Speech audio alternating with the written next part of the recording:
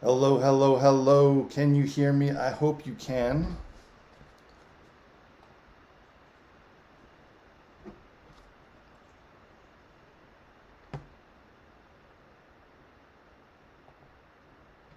Hi, everyone. Welcome to this live stream. Now, I hope you can hear me. I hope you can see me. I hope that everything works. I'm not a streamer. You know, it's funny. This is the first time I've streamed on this channel since I started it in 2015.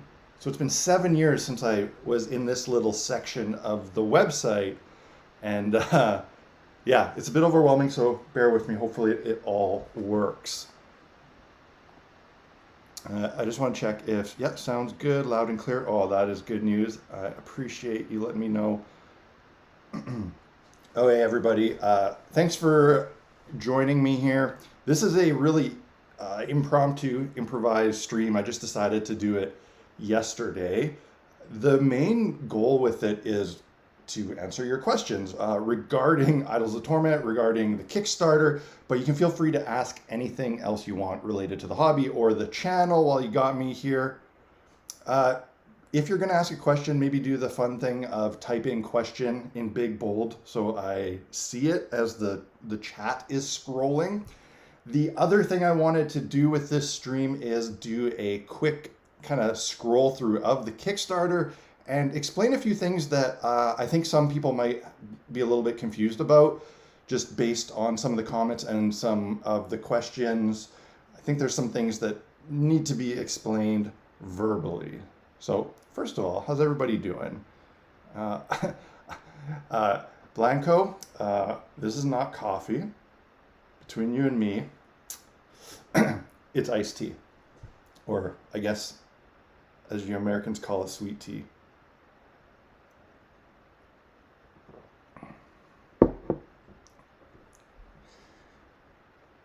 Okie dokie.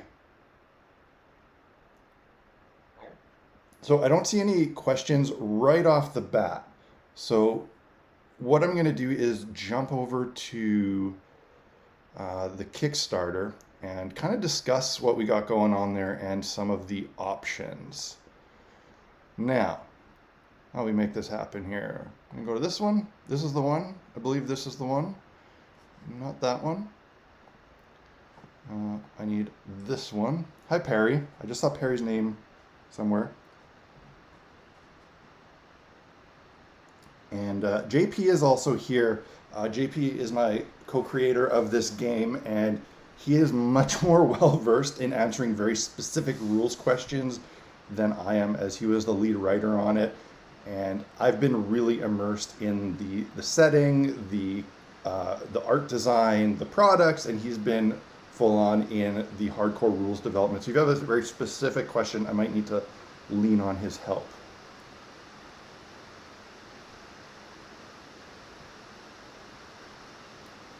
All right, I see a question. What does it say? Uh, uh, on the crafting side of things, are there standard sizes for terrain pieces, or do they just need to be on a circular base? That is actually a good question. Let me back up here. The terrain, you can use whatever you want. I mean, throw anything on the board. There's a few things that are specific to sizes, like some of the eternal powers can manifest or destroy terrain up to a maximum size, something like 3 inches or 4 inches diameter circle. So it'll be good to have those types of terrain pieces on hand. I can 100% say if you were to in advance craft, just a handful of scatter terrain on small round bases from like 2 inches to 4 inches, that will serve you well both for general setups and for some of the more specific rules. There's some other eternal powers, like the really crazy one that allows you to spin terrain, that is going to work on bigger terrain, and those ones it's really helpful to use circles. It's just a little bit easier to do the rotation. I like using like these 12-inch round circles from the dollar store, but in general, you can use an unbased terrain, just your scattered ruins. There's rules kind of of how to deal with those versus ones with a base, so you can really use whatever you want. But bases are helpful, and round bases more so than square ones in general. Question, can I just back the vinyl? Would love to own the soundtrack. That, unfortunately, is not something we can do, just a matter of fulfillment and shipping. However, the soundtrack will be available for everyone to listen to on all streaming platforms. So even if you don't get the vinyl, or you get the vinyl and you just put it on a shelf to look neat and you don't have a turntable, everybody will be able to listen to it for free and use it in game. Let me scroll back here. What was your favorite type of development of the game, like, or lore, or game mechanics? Okay, my favorite part was the setting. I think there's setting and lore, kind of two distinctly different things that work together. I consider lore like the history of the world, so to speak, and that was fun. But for me, the actual setting and the tone and the art design was my favorite thing, and the mechanics were really fun. Like, I am not a game designer, but I've had all my years of making fun encounters for Dungeons and Dragons, and while I don't consider myself a game designer, I think I'd be a really good level designer, like setting up certain situations, and it was really fun to take those ideas and turn them into a full game. But the best part was really just taking the setting and the content, which was really important to both of us, really something we really thought was cool, and making mechanics that reflected the setting. These aren't just mechanics for the sake of being mechanics. There's certain things that you got to have there, but a lot of the things taking place are there to really serve the world, to really show what it's like to be these idols in this setting. So both, but yeah, I liked it all. It was good. Let's see here. Question, lots of people are asking about inclusion of actual miniatures rather than STL files. Would this ever be an option? Okay, so I will say right off the bat that when we first planned to do this game, there wasn't going to be any miniatures. It was only going to be miniature agnostic, because the idea of making miniatures was such an overwhelming undertaking, something I've never done before, but there was no way we couldn't include some. So we did, and we went the 3D printing option just because of accessibility. But at some point, we decided to do, let's do the other one here. At some point, we decided to do the Lost miniatures in plastic, and these are going to be the only ones that are in physical hard plastic. And realistically, even getting this done, this was a massive undertaking. I'm not sure that the average person realizes how difficult and costly it actually is to make a sprue exist, especially when you aren't a big company with all the resources. For just an independent guy like myself to do it, it was a big deal. There's going to be 2 sprues, this and the game tokens and tools and markers and stuff. And we could really only practically afford to do these 2. They were a huge investment up front.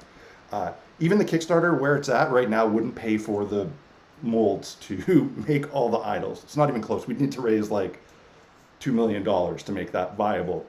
But we decided this was worth it because they're the core part of the game that everybody's going to be using. Their game pieces. So these are in plastic. I wish we could do the idols in plastic. Maybe one day we will. It's all going to depend on support. I will say that the sculpts were all done by Crippled God Foundry, and one of the parts of our arrangement to make that possible for me to actually be able to afford to get 80 models sculpted by them was that I've granted them the license to manufacture them in resin, like hand cast resin. So not huge manufacturing, and it's going to be entirely up to them whether or not they do that. And I expect that decision will be based on how much demand there is for it, how many people back this Kickstarter and start playing the game. And yeah, maybe next year we do another Kickstarter and we make all the models physical. It's all going to depend on how well everything does here. Let's see what else we got here.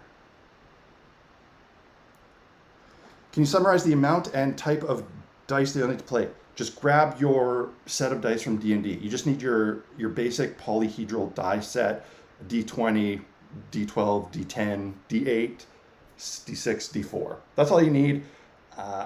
Rarely, if ever, will you be rolling multiple dice. If you do, it's going to be something like you might roll 2 at the same time. So you don't really, you might want to have 2 sets of dice, but you don't really need it. So yeah, keeping it really, really simple, not big, complicated handfuls of dice. One thing we decided when we started making this game was we wanted it to be like apartment friendly, small space friendly. In my studio, I have these tables that are from IKEA, and they're just these little, what are they, 2 foot by 4 foot tables. And we wanted to ensure that the entire game could be played comfortably on a table this size, something that someone might have in an apartment with an eat-in kitchen, a dorm room, something like that. And there were a lot of factors that, decisions that were based around that. And one of them was dice. Like there's mechanical reasons for it, just personal preference reasons. But we also like the idea of just having your basic set of polyhedral dice instead of having to roll 30 d6s and pick them out. Okay, is there a solo play option? This is maybe the most common question we've been asked since starting this. Oh, hey, Afflicted, thank you for the donation there, much appreciated. I'll get to your question in a second. The solo play, we didn't personally have an interest in doing it. It is a 2-player game. We are almost certainly in the future going to develop and test 3 and 4 player rules, because that would likely work very well for the type of game it is. But what solo play, it's just not really that kind of game. It's like having a solo version of chess, which is like a little bit weird because this game is really dependent on movements and placements. Maybe there'll be a separate game in the future where you take on the role of a Lost and it's a survival horror scenario in this setting, because this setting is great and has a lot of opportunity. But for this game, this release, it will remain a at least 2-player game. Okay, Afflicted, will there be further expansions and upgrades in the future? That depends on you guys, 100%. Our goal is to have plenty of them. I want this game, more so than this YouTube channel, to be my legacy. It's something that I want to have going for years and years and years. We have ideas already of how to expand it in terms of other content, updates, more models, more community-driven content. There's gonna be plenty of that, and absolutely, especially with models, I want to make more. That's a personal dream. I can't do that if there's no demand for it. So we're just looking at this Kickstarter as like the launch pad, see how it goes, and hopefully it really grows into something big and we'll be able to do plenty of expansions and upgrades in the future. Okay, what do we got here? How many pages in the book? Don't know for sure. The estimate we've been working with for pricing and just what we think is probably about 200 pages. The draft rule set, which is not formatted with art, it's just kind of like in bullet point and condensed, not nice layout. It's at like 99, 100 pages right now. So we expect that once we expand that with lots of nice artwork and include the additional section of like the hobby section, because I'm going to do some behind the scenes stuff, some tutorials, feature some models, some painting, some terrain building, all that. I think it's pretty safe to say the book is going to be around 200 pages. Could be more. I doubt it would be much less. So don't worry, you're not going to get this little flimsy book. Like, we want the book to look really nice. We plan on, we haven't even mentioned this on the Kickstarter yet, but we plan on having it have like a bookmark ribbon, hopefully gilded edges, gilded on the cover. But we're just going to wait to see how this goes and how much funds we have to work with. And I don't want a skinny hardcover because that's not cool. What is my favorite mini? In general, the Lost minis are my favorite just because of what they represent. But in terms of actual mini, out of the idols, there's several that I really love. If I have to pick one, oh boy. I think, where is it?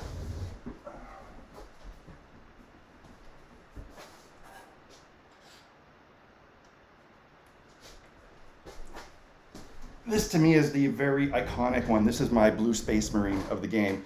One of the Vane, try to get where am I here? One of the Vane models here, the Slayer. There's two of them in different poses. These ghastly ballerinas. I just think they're very cool. They're very much in line with the type of horror that I love.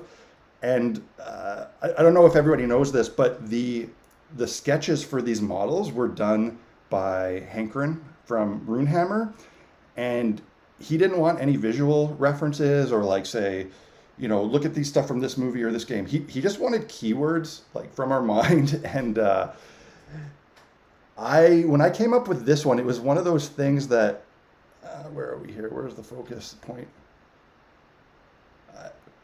I wrote down something like ballerina with tutu and blade hands and no skin, and I sent a reference image of a pose, and it just seemed like ridiculous on paper. Actually, it was a very silly idea, and I was kind of scared that it would look dumb, but I love it. And if any of you haven't yet seen the video that Alex from 52 Miniatures put out today, he made a video where him and a collaborator made this big piece of art using like 100 of these minis and also some of those ballerina models printed at really large scale, and it's just absurdly awesome. All right, what do we got here? I'm on my own here. JP's in the chat if I need help, but I'm trying to manage this by myself, so bear with me while I scroll. I don't really want to miss people. Emil asks, is there any pledge where you're included? Aw, that's sweet, Emil. I mean, maybe somebody can make a donation where they send me to Sweden and we hang out. Maybe, I don't know. Is there an all-in version for the digital only? Okay, this is an important question, and this is when I want to jump onto the actual Kickstarter page to illustrate something here. So there is a pledge level. I scroll through a million things. Man, do I not like Kickstarter's formatting. Okay, so we have a get started package here and a complete game package. Just want to make sure, is this all where it needs to be? Yeah, it is. You can see that.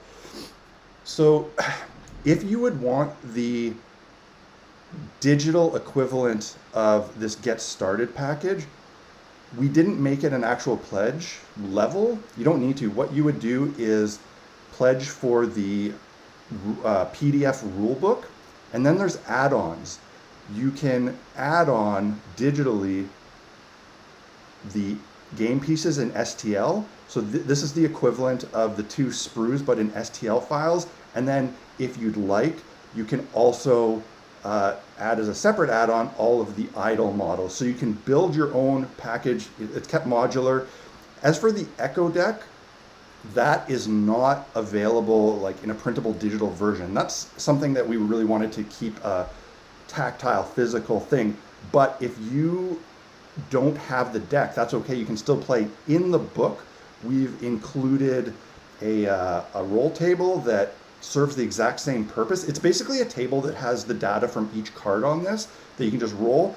But if you want to make your own, like say you're printing your tokens out and you're lost, you're making your own idols, you can use that table to make your own set of these cards. Just like, we did in the early days of playtesting. One of our playtesters, Perry, or was it Perry that made it, or John? I don't remember. Somebody made a really cool, I think it was John, a set of these cards. So this kind of facilitates that DIY approach. So if you want an all-in digital where we don't ship you anything, but you have everything you need to play, all you do is pledge for the rule book and then pick the digital add-ons you want. The game pieces and the idols if you wish. Obviously, there's no equivalent for something like the playmat, the soundtrack. I mean, that's already going to be freely digital, but we didn't create a single pledge including all that. Maybe we could have or should have, but we were trying to keep the bulk of this down. I personally am not a fan of Kickstarters that are just overwhelming with a lot of options, so tried to make it simple and clear. I hope that it explains it. Question, did you write the music for this game as well? So I didn't personally write all of it. My partner, who's co-developing this with me, JP, I would say is by far the lead musical producer, but all of the music is produced in-house specifically for this game and this setting, and it's just me and him doing it. But props to him, he is actually the lead musician, which is funny because we used to produce music years ago together, and he assisted me in my musical projects. Now we've kind of done like a flip where he's taking the lead and I'm kind of just dipping my toes back into music, mostly acting as a creative director, and he's doing like 90% of the work. But the music isn't just music we've found somewhere or commissioned from somebody. It is music written for the game by the people who made the game.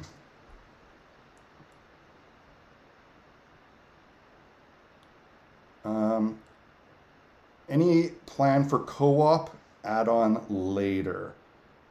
Well, I mentioned earlier we probably will do like a 2 and 4 player test, and we'd like to release rules for that. I don't know about co-op because it's like a versus game, but what I think is really reasonable, we'd have to test it, is a 4-player game where you play in teams. So maybe it's 2 versus 2. But it's not like the nature of the game doesn't really facilitate a typical kind of co-op game. That would actually be an entirely different game, which is possible in the future in the same setting. CJ Snowy, I apologize to your wife for making your house full of D&D stuff. How many and what type of dice? Oh, we already covered that. I think how many type of dice will you need for a 2-player game? I don't know yet for sure, but I would expect it would be the same set of dice that you're using for a. Oh, sorry, it says for a 2-player game. For a 2-player game, yeah, each player just needs a set of polyhedral dice, so 7 dice.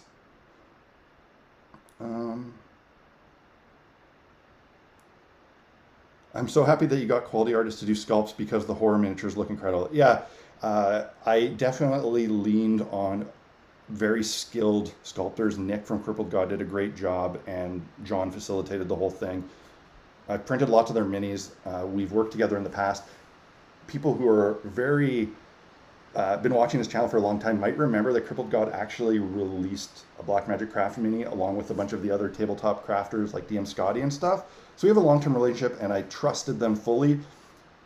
But their typical style isn't the same as what we're doing here. They're usually a little bit more of a fantasy style, but they knocked it out of the park with the sculpts. And Hankerin from Runehammer like killed it on the sketches.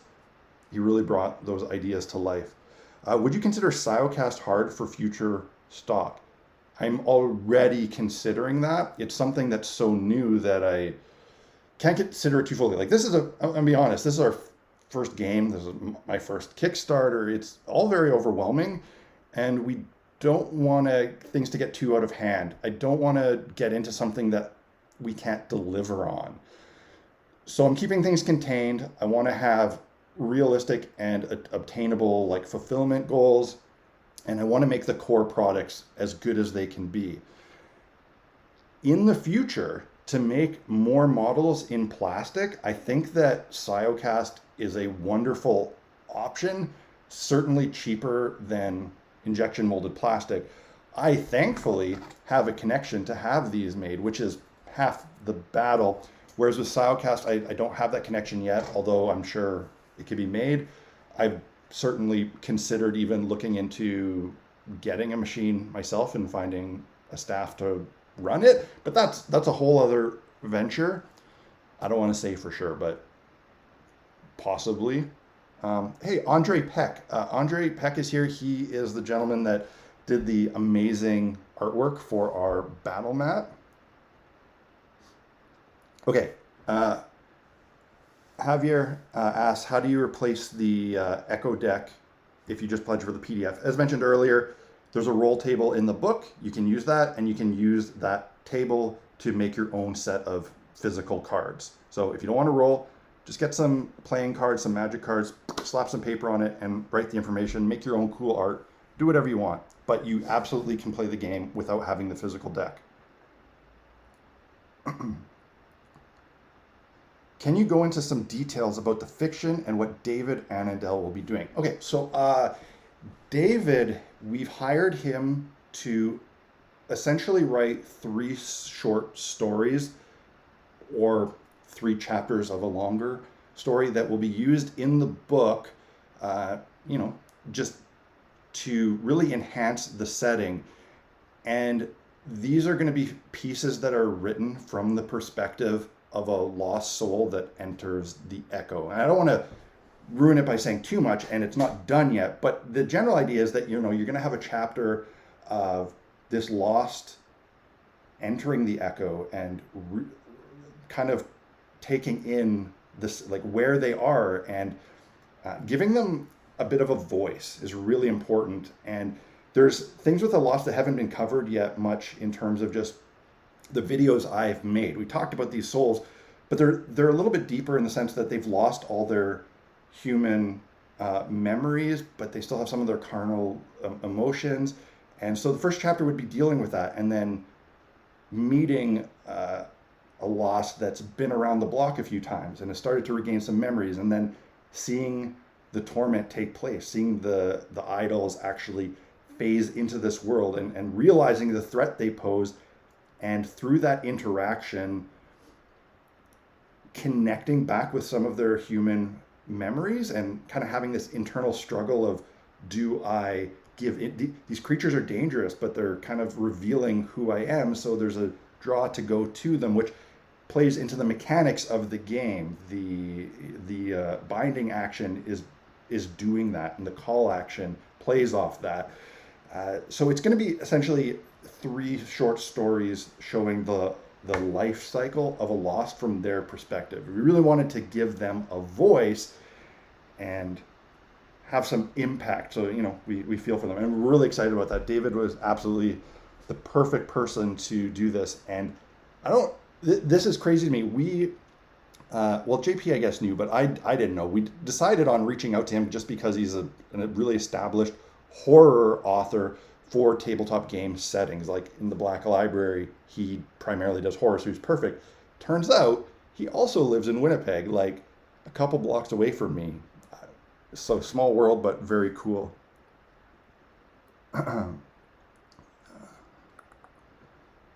Does the PDF and the STL pledge have a printable deck? I saw the deck add-on, was curious. Nope, as I mentioned, there's a roll table to facilitate that.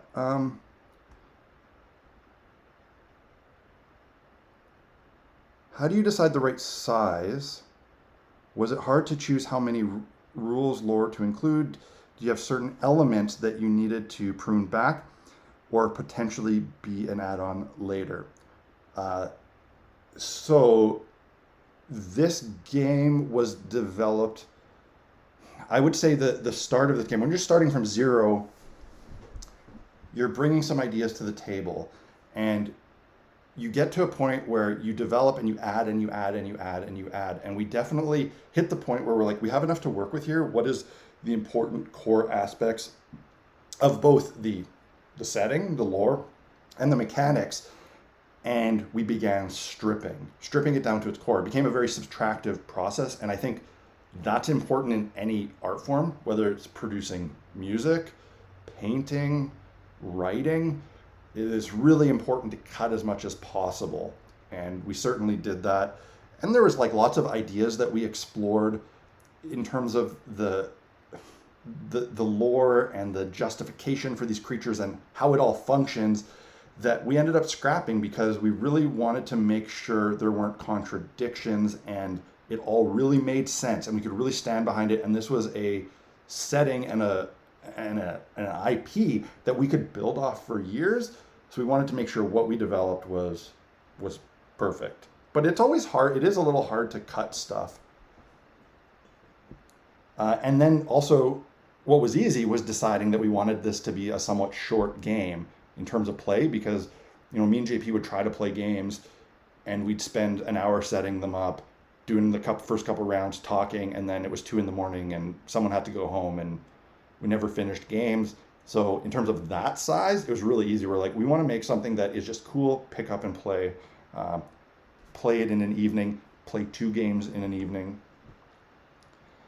How does it feel to be living your dream and no longer in construction? It feels really good. I mean, I haven't gone back to construction. I dabble for personal things time to time, but I have no interest in going back to that world. Ironically, I thought going into my dream job and getting out of construction would have been good for my back. But I gotta say, my back's worse these days. There is something to be said about moving and being physical versus sitting at a computer or at a crafting table. Hey, Mike Nicholson. I just want to say hi to Mike. Mike has been a viewer of this channel since the very beginning. Like, that's a name that's been popping up here since the first episode. So hi, Mike. He's also one of maybe the first 5 Patreon supporters ever. Maybe a sweet deal with a printer that we can purchase printed models from. I would like that. It's something I'm considering for after the fact of finding somebody to facilitate printing these on demand. I'm not really sure how I want to approach that with licensing yet. I will say that if you purchase the STLs, they are yours, and feel free to have your friends print them, send them to a printing service. Go to your local library. It's crazy. These days, like big city libraries have maker spaces with resin printers. Like the Winnipeg Public Library, from my understanding, has resin printers and foam cutters, which just blows my mind. So if you get the files, remember they're yours for life. So you can print them once you have a printer, or feel free to send them somewhere to get them printed. If you can find a service, a local person, talk to people in your local gaming groups. Not everybody has a printer yet, but these days I think most gaming communities have people that are printing.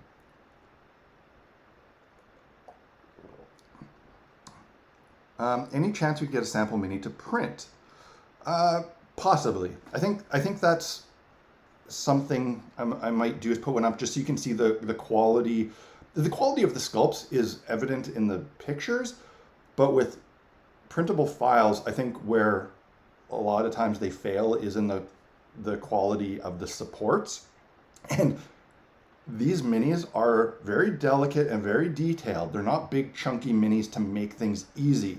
So it was really important to ensure that they were still printing well. We printed a lot of them, and Crippled God did an awesome job with the support. So I am tempted to release one model just to show how well they're supported and how nicely they print if your settings are good.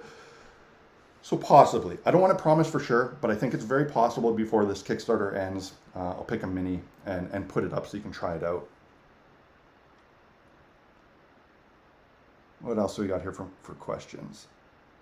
Do you have a social site we can send our own pictures of created models trained for this game to? I've already designed a few miniatures to use for this based on past updates. So at the very moment, the best way you can do that would be just posting it on the Black Magic Craft Facebook page or on Instagram, tagging me.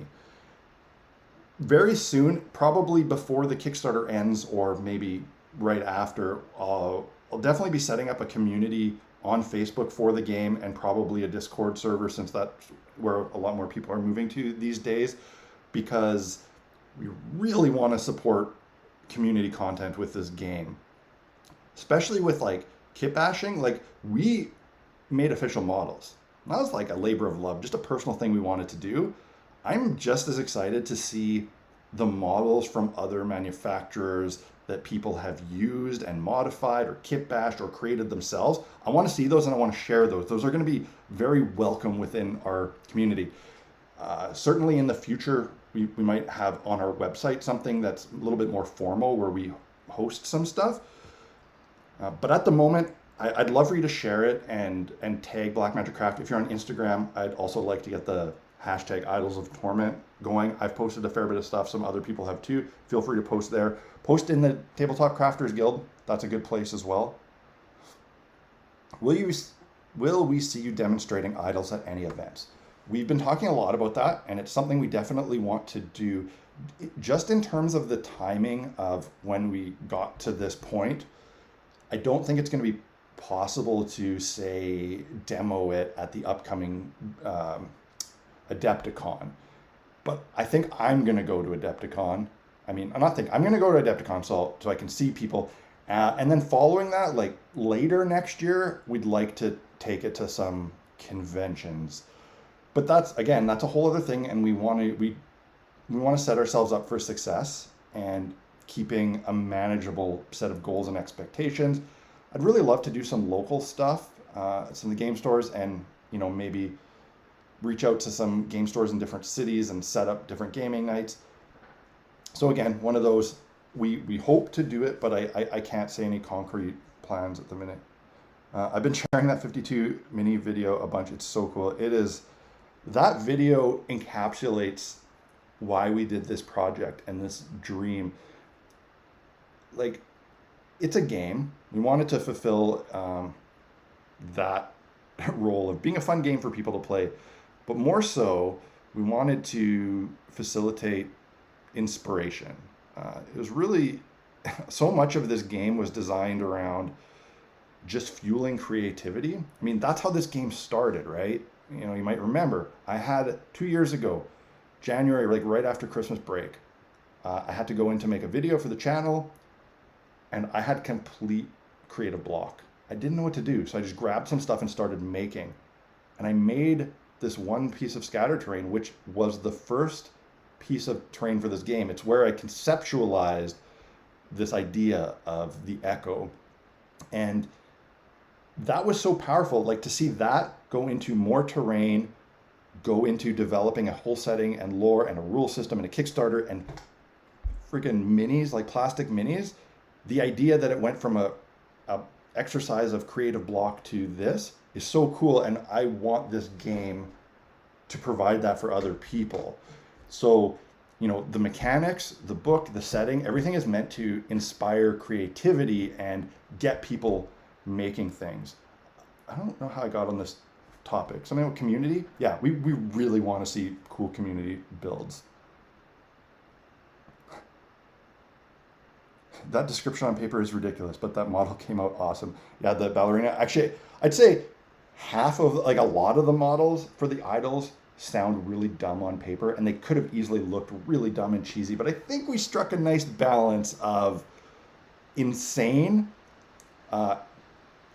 looking somewhat serious and cool, but not taking itself too seriously, so it's not like cringy and embarrassing. It's not for everybody, but I'm really proud of what we accomplished with that.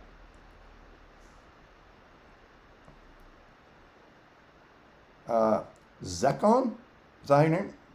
Thanks for the €5.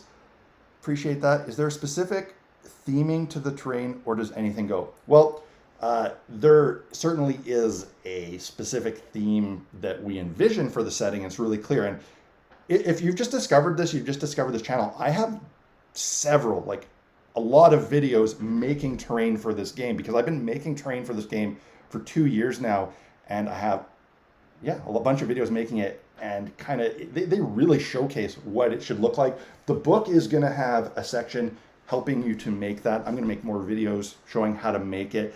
The general idea is that it's the collapsed ruins of heaven and hell. So you want to think, in my mind, the Greco-Roman interpretation of heaven and hell crushed together in this really bleak, gray, monotone style with candles. do pillars, angel statues, demons, all that stuff. That's where you can go. That being said, you could use anything, like any kind of typical, if you got a set of ruins from Frostgrave, those will work just fine. I mean, I wouldn't slap down some science fiction terrain or anything too high fantasy. Any kind of grimmer, non-futuristic terrain will work just fine. But like I said, I hope it inspires you to make stuff specifically for this setting, because I think this setting really, really deserves it. Can you play with more than one echo deck? Yeah, the standard rules don't facilitate that, because it's just something that affects the turn. However, we've already been discussing what a 3 or 4 player game might look like, and likely it'll involve a separate echo deck, one that has some additional key points that facilitate playing with 4 players. So I don't know about like 2 of the same echo deck. I'm not really sure what that would do. You're only flipping 1 card at a time. There might be a scenario where rather than flipping 1 card that controls the entire turn, maybe in a certain scenario, each player selects their own echo card, so they have slightly different influence on them. Could be interesting. Definitely not for core game, but it's possible. I think I saw you use an AI for art. What AI system did you use? How much were they doctored after generation? Okay, so I used Midjourney for a lot of this artwork, and I was actually one of the early, I got lucky. I found out about it when they were in beta testing with only several hundred people, and I loved it. It was really perfect for this game in this setting. There are a couple artists involved that are doing lots of traditional art for this game as well, and the book's going to have a combination of both. I'm using Midjourney because it's allowing me to personally get my vision out rather than working through another person. And in terms of doctoring, a lot. So I think there's already a perception around AI generated art, which I think could be true in some cases where it's just you put in some words and it spits out a piece of art and you did no work and it's done. You can do that. That's not what I'm doing here, because I'm really curating perfect artwork for this game. And any piece of artwork that makes the cut for the book or the promo would have been like the result of hundreds of images generated with small tweaks. And often what I'll end up doing is finally getting it close to what I want and getting like 6 or 7 similar versions of the same piece generated. And I will take all of those into Photoshop and cut them up and mix them, and then I'll draw over top of them. Like if you see in the promo video for the Kickstarter for Idols, there's the ballerina, and there's one of the vial with all those mushrooms and tendrils. The AI generated images of those are almost unreadable. Like they're completely crazy. There was a lot of cut up to make those forms actually what they're supposed to be. And if you take a look at the one of the vial, all the black lining I drew over top of in what's it called? The one that's not Photoshop, the other one. Oh, I'm drawing a blank here. You know the one. It doesn't matter. So anyway, to answer your question, Midjourney was the source, but there was a lot of work put on top of them. So to me, it's just a tool. I look at it the same way as printing out a 3D model that someone else sculpted, or maybe like commissioning someone to sculpt and then bashing it up and making it your own. Do you feel the fun of the game is trying to anticipate how things will change, or reacting to the moment, to the chaos the game gives you? The fun of this game really comes from, yes, trying to anticipate movements, how the Lost will interact. Like basically as you're deploying, you're setting things up going, okay, this Lost is there. He's probably going to run from that idol this way. So I'm going to place my guy here to try to get him. And then your opponent places something else that changes that, and you try to adapt to it. And then maybe once the turn's starting, something major happens with terrain, and it's always really fun. It's some people don't like that kind of game where there's an unpredictableness to it, but for me, all my best memories of gaming were instances in D&D or Frostgrave where something crazy happens and it might not even be good for you, but it's just one of those, whoa, I can't believe this happened situations, and that is in the DNA of this game for sure. I would hope that, not every game is going to have those magic moments, but every game is going to be unique and different, and have that memorable moment where your opponent did something so cool that screwed you over, but it's so cool and it just like worked out in such a neat way that you can't even be mad and you laugh about it later. Can you show close-ups of the playmat? Not now, because it's completely covered in stuff and it'll take me too long to take it off. What I may do is, at some point in an update on the Kickstarter, I'll put a higher, larger image of it. This playmat is also just a print-on-demand test one that we did just for promo. So it's the real one has some changes and will be of a higher quality. So I don't want to use this as the close-up example of the physical product because it's inferior to what will actually get made. But I will at some point post a larger image of the playmat so you can kind of see. It looks great. Hi, John. I don't know if you're still here. John was one of our play testers. Yeah, he made the DIY Echo Deck and it was super cool. That's what they used until we got our print-on-demand samples. Again, these also are print-on-demand just for our play testers, and promo, we're going to get much nicer ones printed when the time actually comes. How much would we need to raise to tempt you to make a foreteller style recording of the lore book and flavor text on the factions DM style with music in the background? I'm not sure. You're already not far off from kind of what we want to do. There's already talks that the soundtrack will include some voiceover narration stuff just because it's cool. I mean, there is a number somewhere where I don't know what it is, but if there's enough money for us to play with, I would love to see David Annandale's fiction pieces maybe be adapted to audio, have a voice actor read them, maybe multiple voice actors read them out, and do a soundtrack behind it and do a little classic radio style play. That would be, what's your name? Nosferatu Clown. Thanks for that idea. Yeah, save that for later. A lot of small companies have real trouble with Siocast.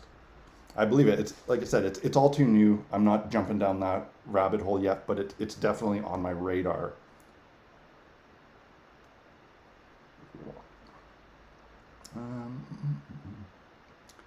Hey, Nuduk Prime, thanks for the £2, mate. Glad you love the minis. We love them too. I concur. Those horror miniatures are amazing.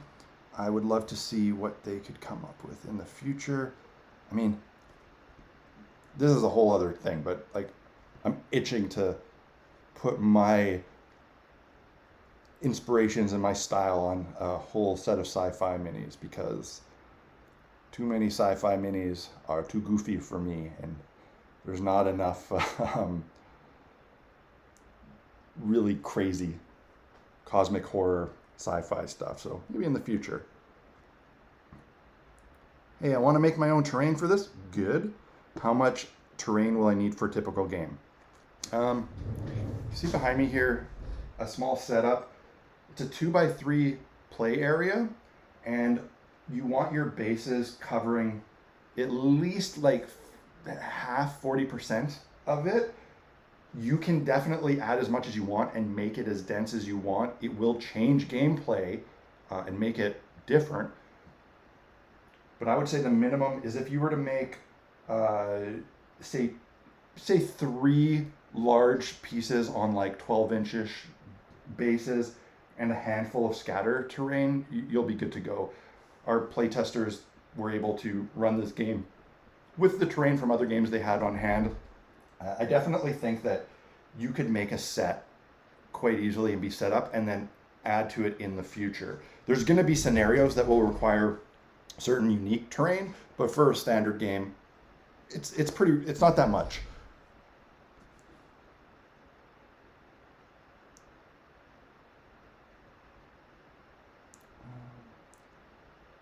As the echo is both heaven and hell, would there be more heavenly orders at some point? Okay, this question has also come up a lot. It's a bit of a misunderstanding, just based on not really get people getting into the lore yet.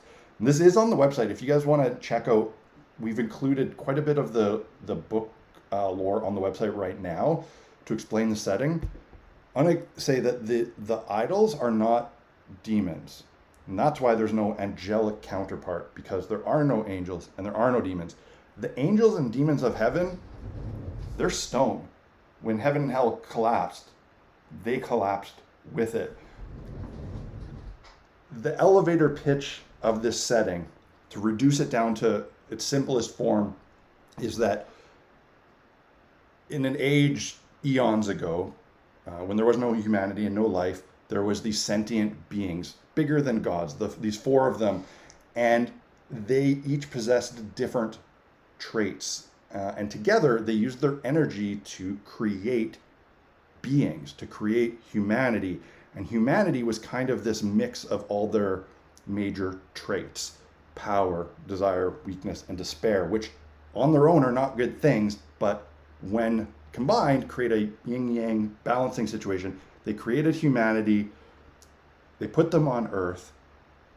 Humans rose through a couple civilizations, and at a certain point in human history in this alternate world, humans started to get away from worshiping and respecting the cosmos and turning more to religious dogma. They created religion, okay? So they created this idea of heaven and hell. And what that did was it started to make people unbalanced. They saw certain sides of things as a negative trait, and they would focus on the other one. And humanity essentially became unbalanced. But because humanity is so special and so strong, and these beautiful, amazing creatures that these primordial beings made, they, through just sheer shared consciousness, because they believed in heaven and hell, they manifested it. So what was happening before this was that when these humans would die, they would become stardust. Their energy would return to the cosmos, and it would feed these primordial beings. And it was this perfect loop that went on for countless ages.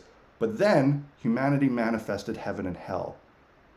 And they willed them into existence, and they created a sort of bubble around Earth, this other realm. So instead of going back to the cosmos for the primordials to feed on, they would go to these realms. And the primordials couldn't access them, and they started to become depleted of energy, and they started to split and fracture, and they needed a way to get this energy harvested. And that's why they created the idols. So the idols are, like humanity, beings that the primordials created in their image, but they no longer did it simultaneously as a balanced group. They had split and fractured, and now they were fighting over the little bit of energy they could regain. So they made these idols in their images that were unbalanced.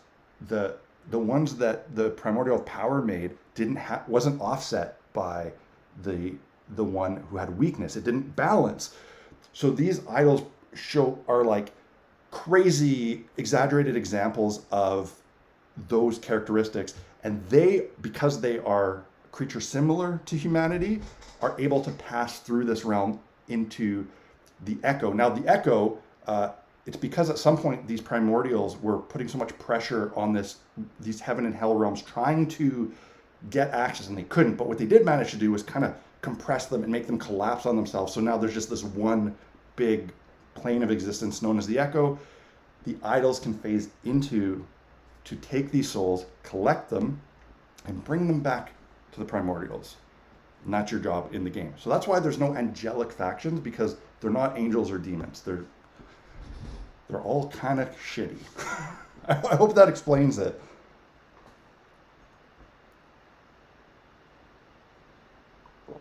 Imagining playing chess with that ballerina, that would be cool.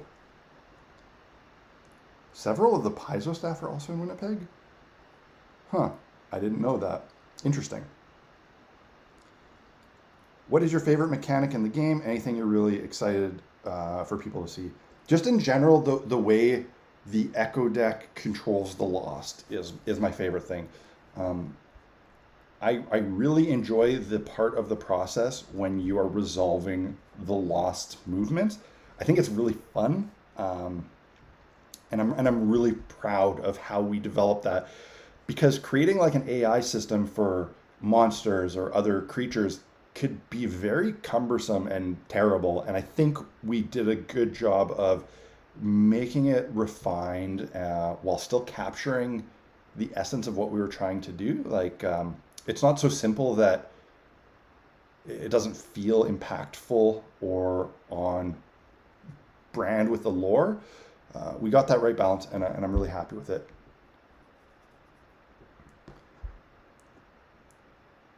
Are you having any playtesters or anyone doing any jobs for anything for Idols of Torment? Oh yeah, like there's already been a group of playtesters who have run this through the ringer that we got, and there's other people involved. There's a little team section on the website or on the Kickstarter. It's a very small group of people. Like it's essentially me and JP doing 90% of the stuff, but we have Matt Click, who's doing editing and developmental editing. We have David Annandale, who's writing some fiction. We had sculptors. We have people doing concept art. I have multiple artists who are doing art for the book, and of course the playtesters and fulfillment partners. It's still small, but we're not the only ones, thankfully. Is there a specific reason behind the Echo deck not being available as PDF? Love the artwork and totally love to have one, but switching to physical only for it too much. I understand where you're coming from, and this was definitely discussed, and at certain points we were going to include it. We kind of fundamentally decided that we wanted to make this game modular and approachable. So like, if somebody wanted to go in on all the product and have all the official stuff, they could. If someone just wanted a PDF and doing everything DIY, they could. When it came to the Echo deck, to me, this is like a tactile piece of product. It's just part of the experience, much like the I guess like the record or the minis. And I personally feel like having people print it out themselves does it a disservice. I don't want to see this art and this deck that I put a lot of love into just be printed out. However, I want to make it accessible so people can play without it. And I would much rather see somebody make their own deck than print this out. Like if you're going that route, you're already going the DIY route, rather than just printing out the stuff I made, I want to see somebody make their own.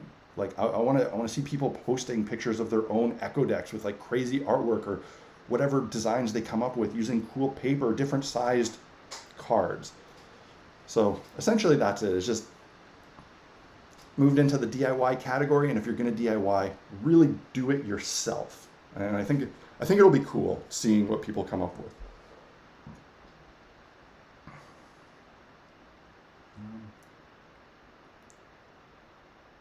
What is the best resin to print minis? I mean, that's personal, 100%. I think that it is the 8K Aqua Gray from Frozen on the 8K printers. These models are very delicate. Like, they have a lot of individual fingers and fine detail. And I printed all 80 of them, most of them multiple times, some with some revisions. So I probably printed 160 minis, and out of those 160 minis, I maybe had 4 or 5 failures, and those were the result of just like little issues with me setting up the file or the supports that got corrected. But the printer and the resin never failed. Also, the resin is quite flexible. I mean, everything breaks, but these minis have a lot of delicate parts. They have chains sticking out of them, knives, fingers, like that ballerina. That's a delicate mini.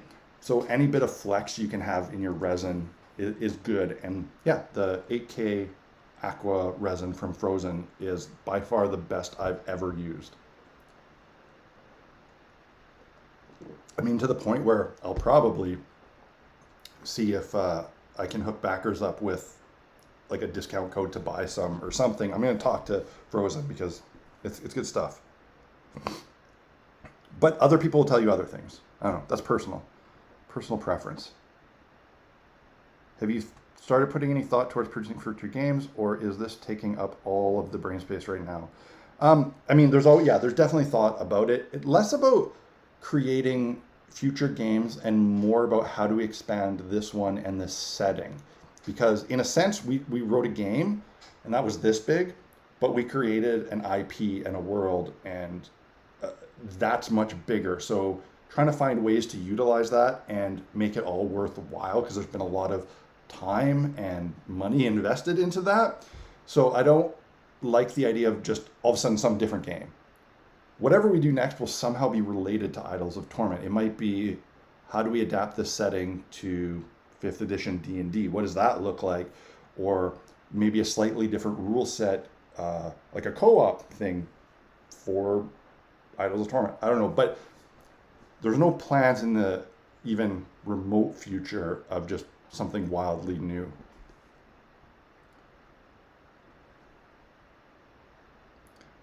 Greg, I also can't wait to see the biggest terrain builds for this game. That's exciting. I'm really excited to see people's setups for this. Trent from Miscast is working. I haven't seen it, but he told me what he's doing, and it's insane. He's going to have a video next week. It's going to be crazy. It's going to put everything I made to shame. It's going to put my floating terrain to shame. I want to dip my toes into terrain making for this game, but I don't have a ton of storage space. How much terrain will I need for the typical game? Like I mentioned, a couple, 3 or 4 pieces on 12-inch bases and a handful of scattered terrain. You can definitely have enough terrain to play a game that you could put in like a reasonable style Rubbermaid bin, or like a couple small plastic bins, and shove under the bed. Obviously, changing it up with different terrain is great, but if you're limited in space, you will be able to use a minimal amount and just like make impactful things that store well. Maybe don't make them as delicate as I've made some of mine, full of fiddly bits that would get crushed. You can make them a little bit chunkier so you can fit them in a box and store them. Stephen, Tyler, you're very welcome for all the tutorials. I don't know if you've answered this already, but painting tutorials for idols and battle reports. Yes, I've already painted some in previous videos, although not straight up tutorials, but I actually haven't painted all of the orders yet, just because I haven't had time to do them all. I'm itching. The next proper Black Magic Craft video will likely be me painting up one of the sets, because I'm just dying to paint them. I will eventually paint them all. I think in the book we'll include some as well. I might even reach out to some other people to help me out with that, because I'm not the best painter. I like my painting, I'm happy with it, but I'm not the best.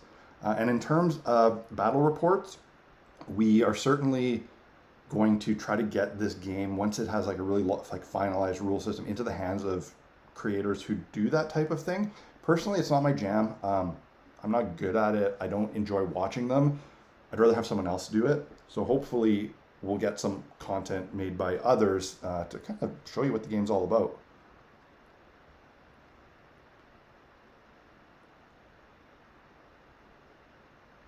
When you say local game stores, would they include Maine? No, that's not very local for me, but I mean, I'd love to visit Maine. You know what you want to do. If you want me to come to Maine and demo this game, bug Brent from Goobertown Hobbies, who is in Maine, to make that happen somehow. He can set it up and I'll come.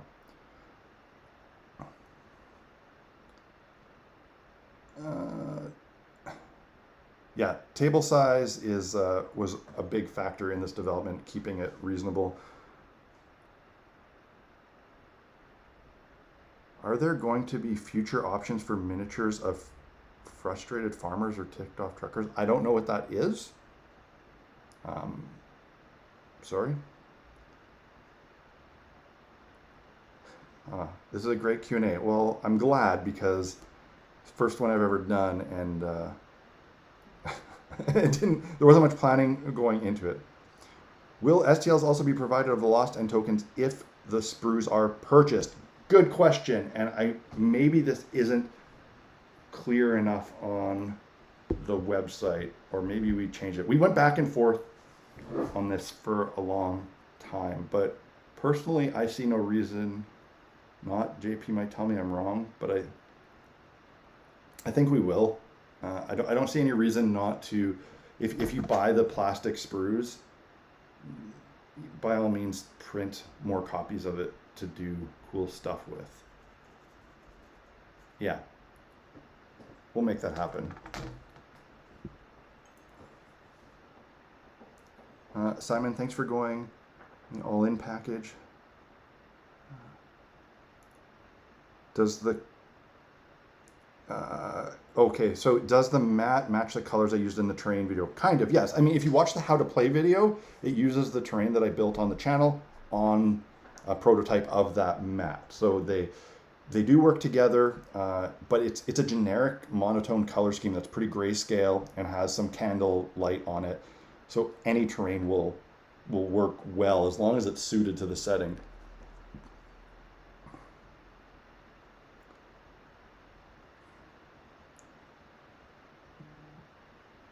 Oh, hi, Alex.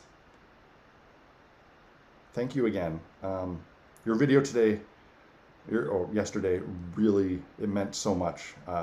I've told you this already, but I don't think you realize how great I thought it was. And everybody, if you haven't seen it yet, 52 Miniatures released what is easily the best Idols of Torment build video ever made. Easily, and that's including the dozens I made before it. It's amazing. Go watch it. Not yet. Like, wait till the stream's over, then go watch it.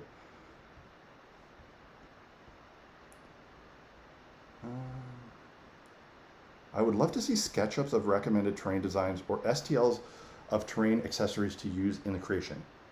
100%. The book will absolutely, like the rule book, will absolutely include some guides to building terrain and some examples. And I like the idea of sketches where maybe I don't build it all, but we have some sketched ideas in there. We'll 100% do that.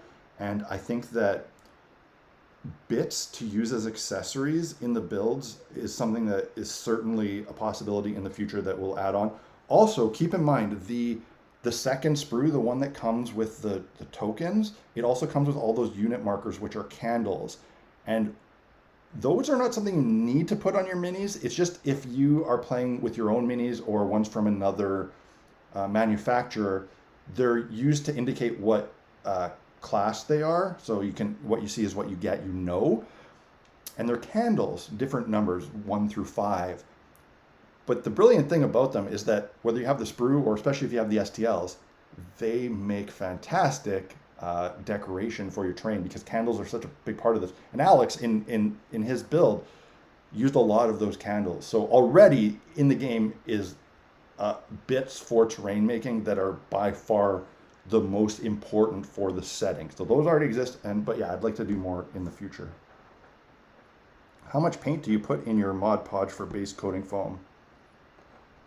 Like a bunch. Doesn't matter. It's not science. Till it turns dark gray. It doesn't really make a difference. If you're a stickler and you need a ratio, maybe like 1/4 paint to 3/4. No, that's too much paint. I don't know, like 1/5 paint is a starting point and see how it goes.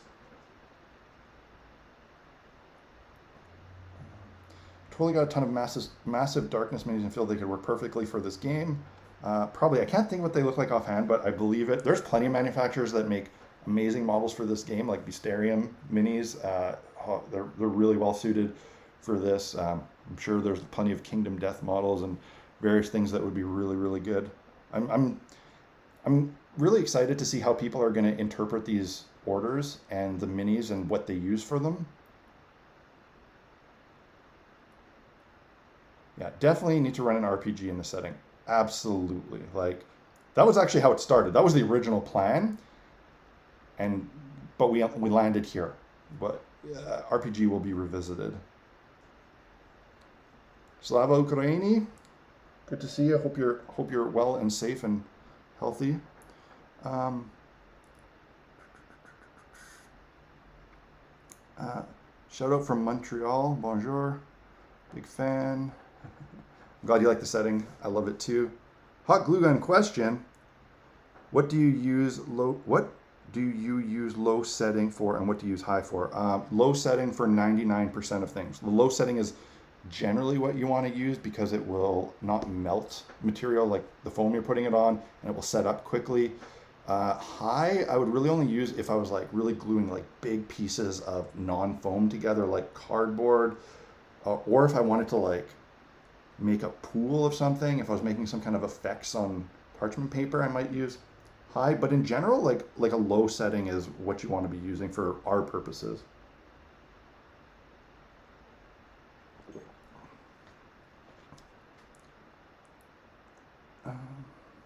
You're welcome, Blitz OG. I'm glad you found the channel.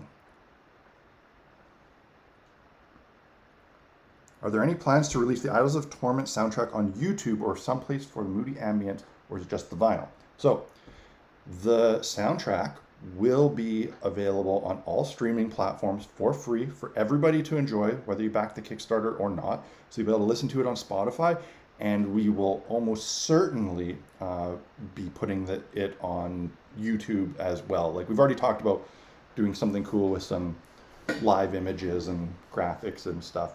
I guarantee you will be able to enjoy the soundtrack without the vinyl. Even like a lot of you, I expect, are buying the vinyl just to put it on a shelf because it's cool and don't listen to vinyl regularly. It's certainly not the best way to listen to it while gaming unless you have a very unique gaming setup. I mean, I have 2 high-end turntables and audio systems in my house. Neither of them are in this room, so when I play, I'll be streaming it.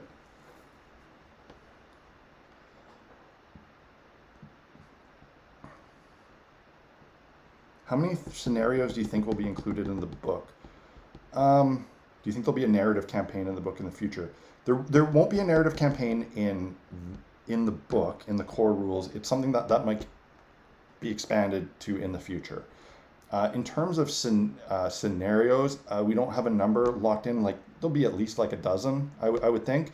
What we're also going to do is we've created a template for ourselves and for others to make scenarios. So basically an outline of the core elements of a scenario and what you need. And that's going to be in the book and online. And we're going to encourage people to make their own scenarios. And we're definitely going to find a way, if people are making them and submitting them and sharing them, to make them public for everyone. So hopefully we'll have some kind of repository where people can share their own scenarios. Because, I mean, realistically, with any game, the standard game is exciting. And even if it's different, plays out differently, you want to play some interesting scenarios once in a while, keep it fresh. You had a video hiatus to crunch to get the Kickstarter going. Will you be taking time to decompress before more videos come out? I don't think so. I'd like to, but there's just no time to decompress. I'm gonna have to continue with the Idols of Torment stuff pretty hard, making sure we hit our fulfillment goals when we get there. And I gotta get back to making videos because it is my job and it does pay my bills. And I also feel bad for people who support the channel on Patreon, like not getting anything fresh for a while. So I'll be jumping back onto videos shortly. Will you be demoing at Canadian conventions like Hot Lead? You know what? I'm not familiar with a lot of conventions in general other than the really big famous ones, but Canadian ones seem a lot more accessible, obviously being in Canada. So probably not this one in March though, because I think in March, isn't March when Adepticon is? And I'm going so I can see my friends.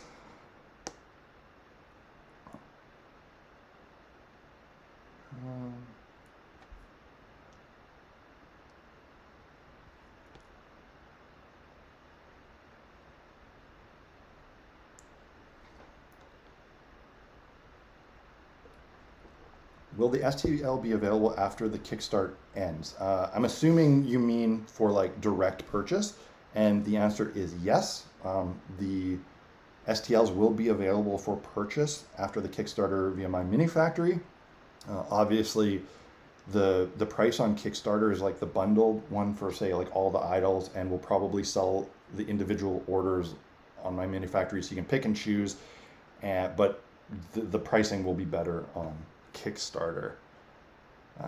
Also, the question of orders has come up a few times, people asking if they could get individual ones, and we're grouping them all together, mostly because this isn't the type of game where you should be picking one army or like one warband to stick with, one order. They're short games and they're low model count. So we hope that most people will create, if not all of the orders, like several of them to play with. Like, you know, you sit down and maybe one person hosts and has all the orders painted, and you each pick one and you play a game, and then after that wraps up, you pick two different orders and you play another game.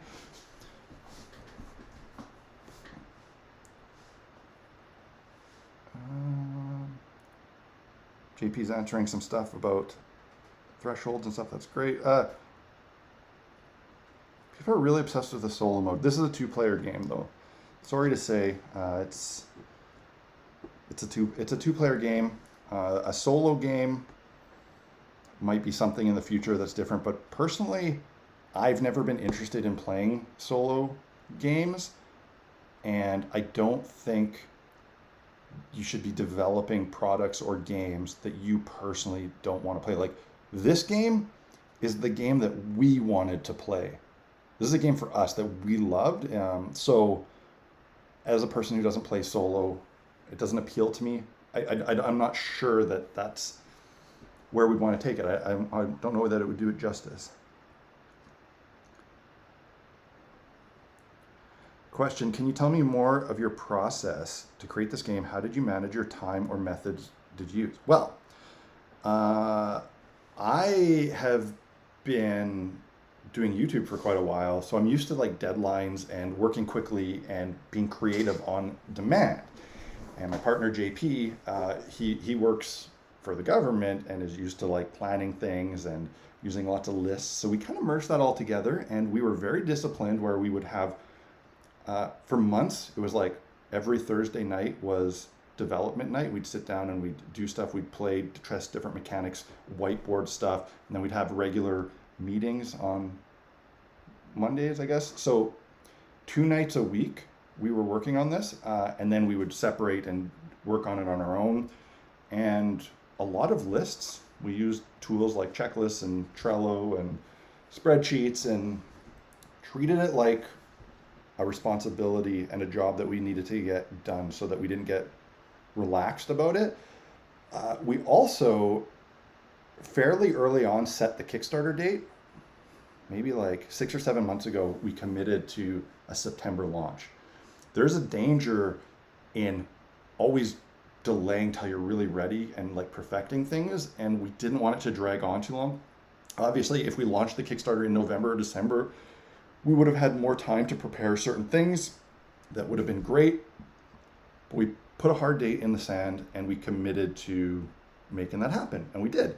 And I hope that that reflects on the project and our fulfillment, because with Kickstarter, there's always a risk of fulfillment being crappy or slow or non-existent.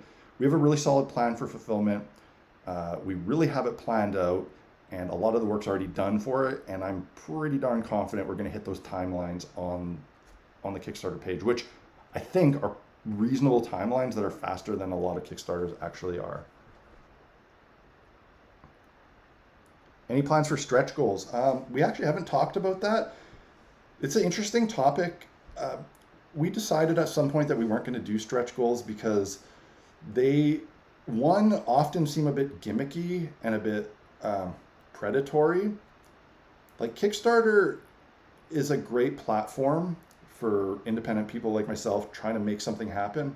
But let's be honest, it's been used by a lot of big companies to prey on fear of missing out and just not great business practices. And I wanted to distance myself from that as much as possible.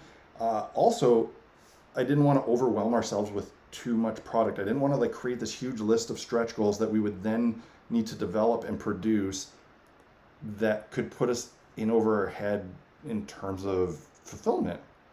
I wanted to really focus on the core set of products to know we could do it and manage it successfully, and focus on the game and the setting and do it to the best of our ability rather than bloating it with a bunch of stretch goals. That being said, there are going to be several times throughout this campaign where we are just going to add on things that we want to include as a thanks. And essentially it is stretch goals, except that we're not like trying to bait people with those stretch goals, which I know is probably a terrible business plan. We should do that. But something personally just feels better to us to, if we hit a certain milestone, we're going to add something to the rewards as a thank you, rather than trying to, I don't know, con people into backing. So how long have we been going here? Where are we at? I have not been paying attention. We're already an hour and 20 minutes. I will probably wrap this up in the next 10 minutes. I think an hour and a half is plenty. I finally made it to the bottom of the text. So if I happen to miss your question, post it again, because now I'm at the same place you guys are. If you have any questions, let me know. Will there be chicken noodle soup in it? Nope, don't think so. Have you got a favorite order? My guess is the vial based on your nerdly stuff. Actually, my favorite order, I can't pin it down to one, but I can pin it down to two, which are the Scorn and the Vein. And they've kind of become the faces of this game. The Vein were the first one that I conceptualized before this game existed, before the setting was fully developed. When I was making terrain, the Vein, these weird sort of like French Renaissance gory creatures with white powdered wigs and plaster masks, they were what I saw in my head roaming this place. They were the first order that inhabited the Echo in my mind. So I feel a very strong personal connection to them, and I'm glad through all the development that idea has stayed and stuck around. It was good. And then the Scorn, I mean, they're Cenobites. I love Hellraiser. They got chains. They're super cool.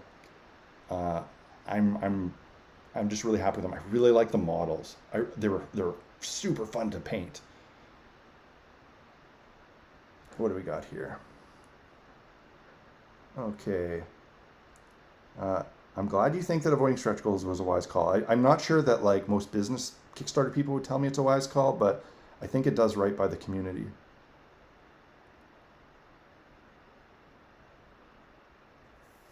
I'm glad you salute the ethical practices. Too many game companies are just turn and burn nowadays. Yeah, there's another ethics thing I'd like to address in terms of the Kickstarter.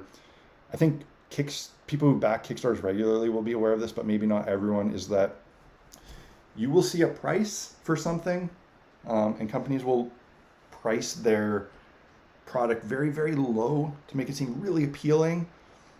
And then they're going to hit you with really brutal shipping. Our pricing, admittedly, is on the higher end. It's like comparable to retail prices of established companies.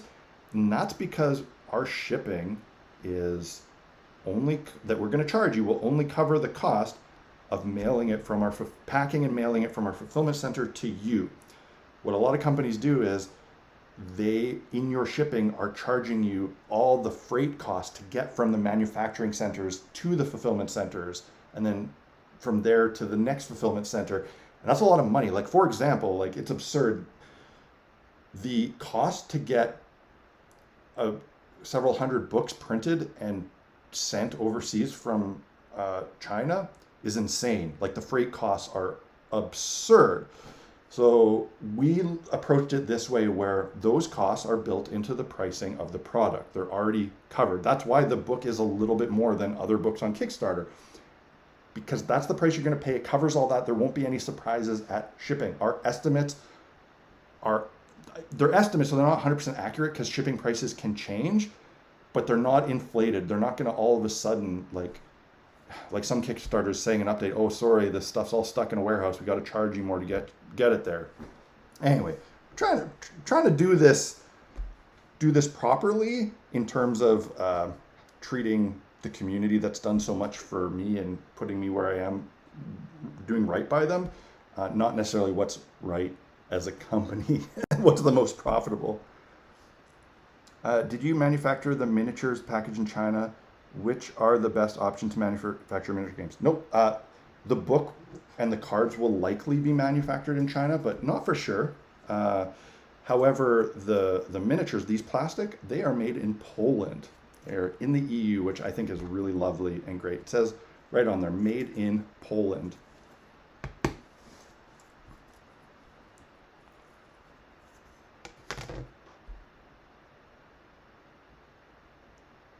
Have you thought about other AI monsters existing in the Echo that could potentially prey on your factions or the Lost? I wonder if JP answered this yet. Yeah, he did. Right? Is that him? Yeah, it's definitely something being considered for scenarios. Yeah.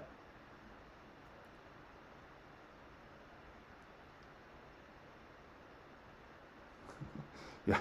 Next episode, how to make how to make your own turntable out of foam. Daniel, I'm glad that you don't think the pricing is too high. Some people do. I don't think the pricing is too high. I think the pricing is what it's supposed to be. It is an appropriate price point for the product. That's what it should cost. But, you know, Kickstarter has been used as a vehicle for hype trains and just crazy deals and get 1 billion minis for $20 and like, so some people kind of expect that, and that's not what this is. We're using Kickstarter the way it was intended for when it started, which is a grassroots crowdfunding to help us pay to manufacture this game and know how many to make.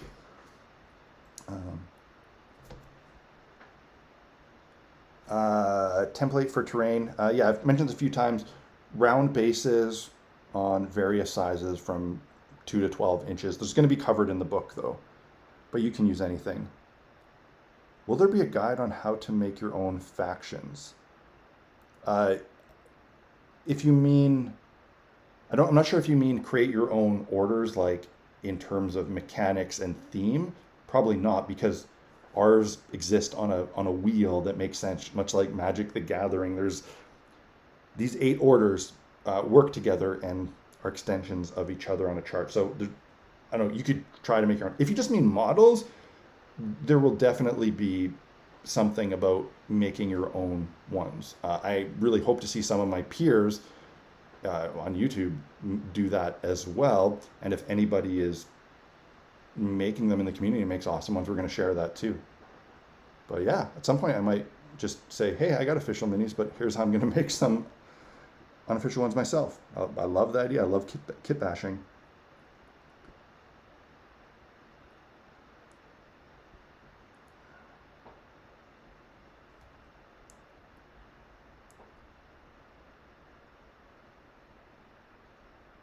Would love to see you use more lights in your builds. I have this crazy idea because the Echo is this monotone black and white place, and in the lore there's all these unlit candles everywhere and they light when the idols phase in and the torment begins and the game starts. The idea of having like a static physical game board that has a bunch of LED candles that you can turn on at the start of the game would be amazingly cool. It's not something I have time to jump into, but if someone wants to steal that idea, by all means. Maybe Luke Geek Gaming can do it. So, yeah, we are at the 2:29 mark here. I just talked a lot. Thanks for joining. I hope I answered a lot of the questions. By all means, if you still have more questions, post them on the Kickstarter page or on the Kickstarter Messenger, Facebook, wherever. And I've been trying to get to them quickly. There is a link to the Kickstarter, if by some chance you haven't seen it yet, pinned in the chat and in the description of this video. I encourage you to go check it out. It would mean a lot. Like a reminder that we're not, Cool Minis or not, we're not some big company, we're not Bones. We're two guys that are just like making a game and putting everything we have into it. So like the pledges you guys give, they mean a lot, and they're really important. And there's been questions about the long-term support of this game, and I think the best way I can summarize is that as much support as we're given, we're going to try to give back in duplicate. So the more of you that back this game and play this game and share it with the community and friends, the more we're going to be able to give back to you and make this a really, I want to leave my mark. I want Idols of Torment to be a thing. Not just this little game that a YouTuber happened to made, but I want it to stand on its own 2 feet and be around for many years to come. So again, check out the Kickstarter. Please, thank you. I'd love to have you pledge. Tell your friends, convince them, because there's no solo mode. Get your friend to pledge. Okay, that's it. Cheers, guys. Thanks for joining me. I'll see you again later.